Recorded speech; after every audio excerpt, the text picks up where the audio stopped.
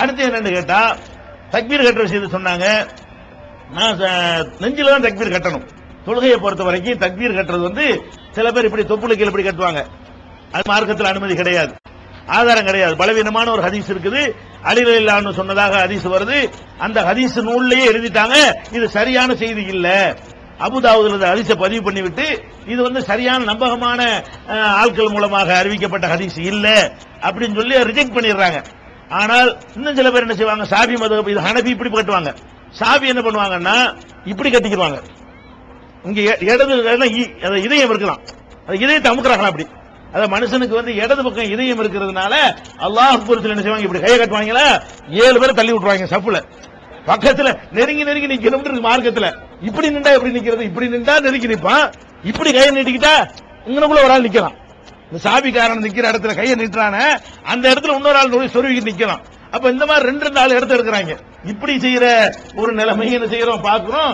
இதுக்கு என்ன ஆதாரம் கேட்டா ரசூலுல்லாஹ் சொன்னாங்களான்னு கேட்டா சாபி மதங்களை சொல்றாங்க. அதுவும் ரசூலுல்லாஹ் சொல்லல, கல்பு தானே இருக்காதான் செய்யறோம்.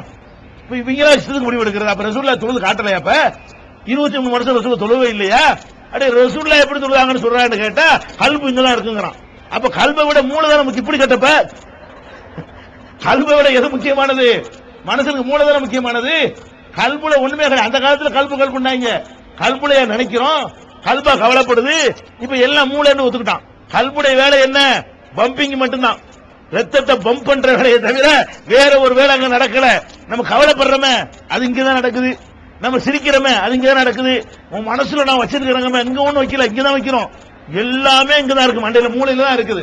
இதுல ஒண்ணும் இல்லைன்னு ப்ரூவ் பண்ணிவிட்டாங்க. கல்புல என்ன இல்ல, ஒண்ணுமே இல்லன்னு. அப்ப இவங்க வாதப்படி தக்பீர் கட்டுறாங்க, எங்க கட்டணும்? எல்லாம் ஞானம் இருக்குது. அப்படி ஒரே அல்லாஹ் அக்பர். என்னங்கடா இதான் மார்க்கம்? மார்க்கம்னா அல்லாஹ் என்ன சொன்னா ரசூல் என்ன சொன்னான்னு பேசுவாங்களா? கல்பு இந்த பக்கம் இருக்குது, கழுத்து இந்த பக்கம் இருக்குன்னா இது என்னது?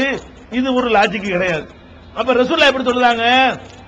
ரசூல் ஸல்லல்லாஹு அலைஹி வஸல்லம் அவர்கள் தம்முடைய இடது கையை நெஞ்சில வைத்து அதன் மீது வலது கையை வைத்து தக்பீர் கட்டினார்கள்.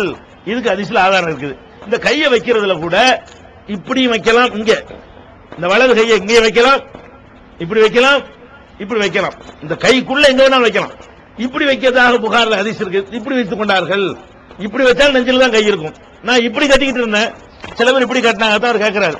இப்படி கட்டினாலும் அது மார்க்கத்தில் உள்ள நெஞ்சில தான் கட்டுறோம். வலது கை இடது கையை வைத்து வலது கையை இடது கை மேல வைக்கணும். இப்படியும் வைக்கலாம், இப்படியும் வைக்கலாம். ஆணுக்கு இந்த முறை தான், பெண்ணுக்கு இந்த முறை தான். எல்லாரும் இப்படி செஞ்சுக்கலாம். பொம்பளைக்கு தனி முறை, ஆம்பளைக்கு தனி முறைன்னு கிடையாது.